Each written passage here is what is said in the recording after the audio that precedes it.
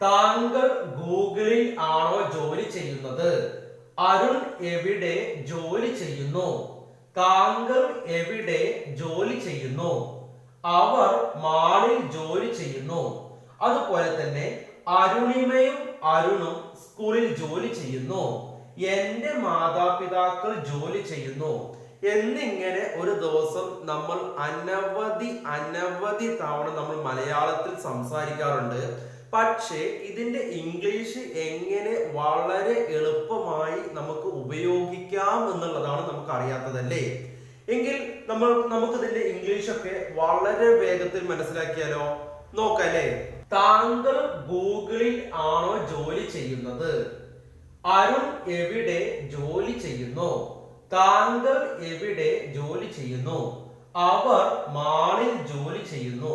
അതുപോലെ തന്നെ അരുണിമയും അരുണും സ്കൂളിൽ ജോലി ചെയ്യുന്നു. എന്റെ മാതാപിതാക്കൾ ജോലി ചെയ്യുന്നു. താങ്കൾ ഗൂഗിളിൽ ആണോ ജോലി ചെയ്യുന്നത്? Do you work at Google? എന്താണ്?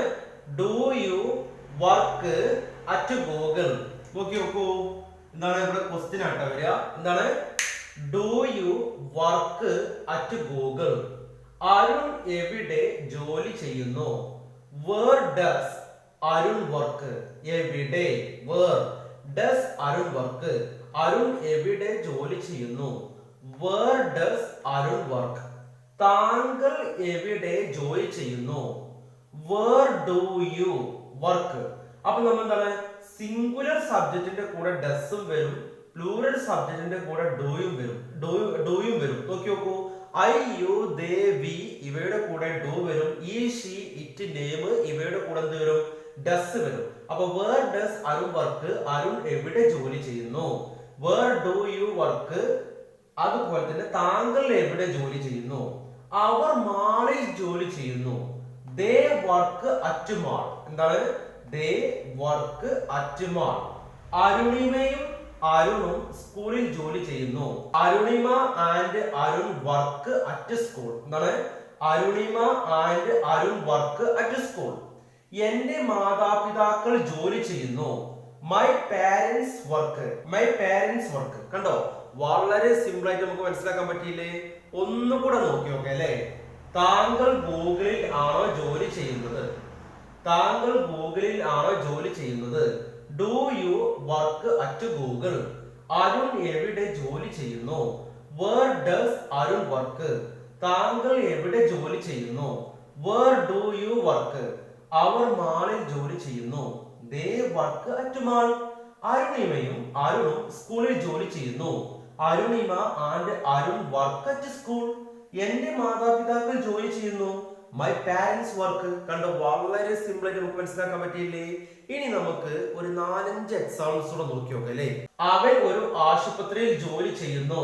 ഈ വർക്ക്സ് അറ്റ് എ ഹോസ്പിറ്റൽ. കണ്ടോ, ഒരു എന്നുണ്ടോ? എന്താണ്? ഒരു എന്നുള്ളത് കൊണ്ട് ഇവിടെ എ എന്നുള്ളത് കൊടുത്തുട്ടോ. ഈ വർക്ക്സ് അറ്റ് എ ഹോസ്പിറ്റൽ. അവൻ ഒരു സ്കൂളിൽ പ്രവർത്തിക്കുന്നു. ഈ വർക്ക്സ് അറ്റ് എ സ്കൂൾ. ഞാൻ ഒരു ബാങ്കിൽ ജോലി ചെയ്യുന്നു. I work at A bank. നിങ്ങൾ ഒരു എഞ്ചിനീയർ ആണ്. നിങ്ങൾ ഒരു ഫാക്ടറിയിൽ ജോലി ചെയ്യുന്നു. You are an engineer. U work at A factory. ഒന്നുകൂടെ നോക്കിയോ കേട്ടോ. അവൻ ഒരു ആശുപത്രിയിൽ ജോലി ചെയ്യുന്നു. ഈ വർക്ക്സ് അറ്റ് എ. കണ്ടോ, ഒരു എന്നുള്ളത് കൊണ്ട് ഏന്ന് കൊടുത്തു. ഈ വർക്ക്സ് അറ്റ് എ ഹോസ്പിറ്റൽ. ഈ വർക്ക്സ് അറ്റ് എ ഹോസ്പിറ്റൽ. അവൻ ഒരു സ്കൂളിൽ പ്രവർത്തിക്കുന്നു. ഈ വർക്ക്സ് അറ്റ് എ സ്കൂൾ. ഞാൻ ഒരു ബാങ്കിൽ ജോലി ചെയ്യുന്നു. I work at A bank. നിങ്ങൾ ഒരു എഞ്ചിനീയർ ആണ്. നിങ്ങൾ ഒരു ഫാക്ടറിയിൽ ജോലി ചെയ്യുന്നു. You are an engineer. U work at A factory. കണ്ടു, വളരെ സിമ്പിൾ ആയിട്ട് മനസ്സിലാക്കാൻ പറ്റിയില്ലേ? നമുക്കൊരു 4-5 എക്സാമ്പിൾസ് നോക്കി നോക്കാം അല്ലേ. അവൻ എവിടെ താമസിക്കുന്നു? Where does he leave?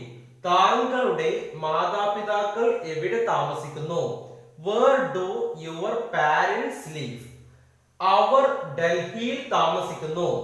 They live in Delhi. ഞാൻ ഡൽഹിയിൽ സിറ്റിയുടെ അടുത്താണ് താമസിക്കുന്നത്.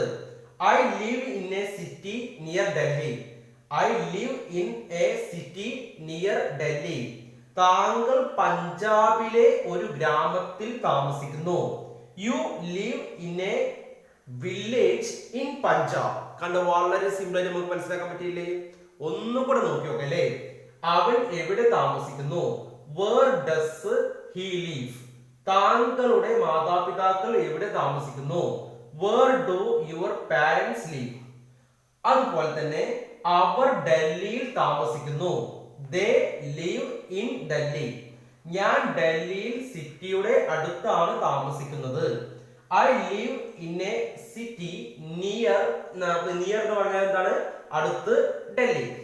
താങ്കൾ പഞ്ചാബിലെ ഒരു ഗ്രാമത്തിൽ താമസിക്കുന്നു. You live in a village. You live in a village. അതായത് നിങ്ങൾ ഗ്രാമത്തിൽ താമസിക്കുന്നവിടെ ഇൻ പഞ്ചാബ്. എന്താണ്? You live in a village in Punjab. കണ്ടോ, വളരെ സിമ്പിൾ ആയിട്ട് നമുക്ക് മനസ്സിലാക്കാൻ പറ്റിയില്ലേ? അപ്പൊ നമ്മൾ വിചാരിക്കും നമുക്കൊക്കെ ഇംഗ്ലീഷ് സംസാരിക്കാൻ സാധിക്കില്ല, എനിക്ക് ഒട്ടും ഇംഗ്ലീഷ് സംസാരിക്കാൻ സാധിക്കില്ല. ഞാൻ ഒരുപാടൊക്കെ പഠിക്കാൻ വേണ്ടി ശ്രമിച്ചു നോക്കി, പക്ഷെ എന്റെ ശ്രമമൊക്കെ വെറുതെ ആയിപ്പോയി. അത് കഴിഞ്ഞിട്ട് ഞാൻ 1-2 സ്ഥാപനങ്ങളിലൊക്കെ നേരിട്ടും ഓൺലൈനായിട്ട് ജോയിൻ ചെയ്തു. എന്നിട്ടും എനിക്ക് കോൺഫിഡൻസോട് കൂടി ഇംഗ്ലീഷ് സംസാരിക്കാൻ സാധിക്കുന്നില്ല. ഇനിയിപ്പോ ഞാനിപ്പോ എന്താ ചെയ്യുക? ഇനിയിപ്പോ പഠിക്കണമെങ്കിൽ ഇപ്പൊ ഞാനിപ്പോ ആരോടെ ചോദിക്കുക? എന്നെ കൊണ്ട് ഇനി കഴിയുമോ?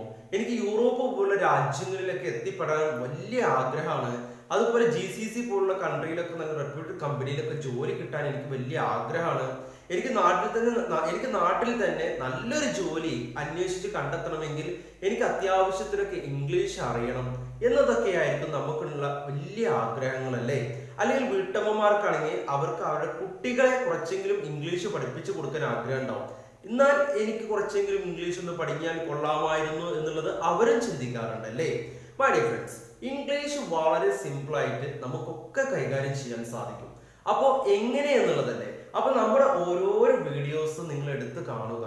അപ്പൊ അതുകൊണ്ട് നിങ്ങൾക്ക് ഓരോ വീഡിയോസ് 1-2 വീഡിയോസ് നിങ്ങൾ ഡെയിലി കണ്ടു കഴിഞ്ഞാൽ, ദിവസം കണ്ടു കഴിഞ്ഞാൽ നിങ്ങൾക്ക് കോൺഫിഡൻസോട് കൂടി, നിങ്ങൾക്ക് ആത്മവിശ്വാസത്തോട് കൂടി, നിങ്ങൾക്ക് വളരെയധികം കറേജോട് കൂടി, ധൈര്യമല്ലേ, വളരെയധികം കറേജോട് കൂടി എന്ത് ചെയ്യുന്നു, നിങ്ങൾക്ക് ഇംഗ്ലീഷ് കമ്മ്യൂണിക്കേഷൻ ചെയ്യാൻ സാധിക്കും.